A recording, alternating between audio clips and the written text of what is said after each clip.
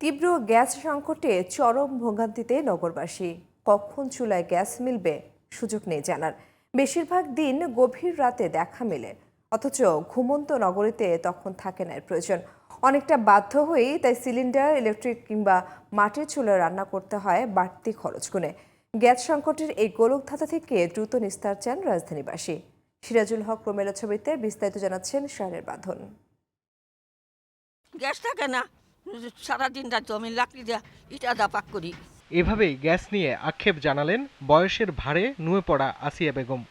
রাতে ৩টার দিকে একটু আসে, হাজার আধার সময় চলে যায় বাতির মতো একটু। শুধু আসিয়া বেগমই নন, মাস শেষে গ্যাস বিল দিয়েও রান্নার পেছনে বাড়তি খরচ গুনতে হচ্ছে অনেককেই। মূল্যস্ফীতির এই সময়ে তাই হিমশিম খাচ্ছেন রাজধানীর নিম্ন থেকে মধ্যবিত্তরা। গ্যাসের লাগা পোলাপাইনের এই যে ঠান্ডা কাশি লেগে গেছে, ঠান্ডা ভাত খাইতে হয়। গ্যাসের বিলও দিতেছি, প্রতি মাসে পরিশোধ করি, তারপরে আবার আমার গ্যাসের বোতলও কিন্তু, সিলিন্ডারও কিন্তু হইতেছে। কারেন্টের চুলা জ্বালায় সকাল এই যে দুপুরের সকালে নাস্তা দুপুরে খাই।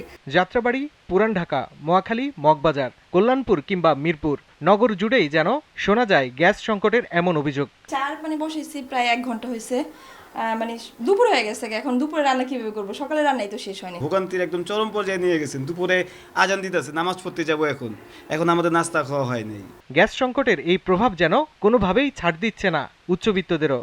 আর প্রতি মাসেই ভাড়াটিয়া সংকটে পড়ছেন বাড়িওয়ালারা।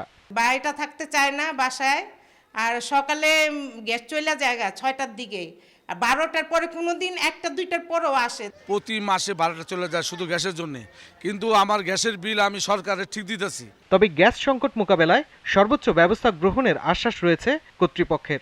এলএনজি সাপ্লাই একটু কম আছে, যদি এই ক্ষেত্র থেকে একটু বেড়ে যায় তাহলে এটা হয়ে যাবে, কিছুটা হলো স্বস্তি পাবে আশা করি।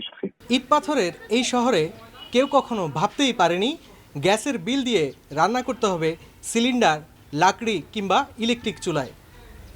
রাজধানীবাসী শীঘ্রই এই গ্যাস সংকটের গোলকধাঁধা থেকে মুক্তি চায়। শাহরিয়ার বাঁধন, জিটিভি নিউজ, ঢাকা।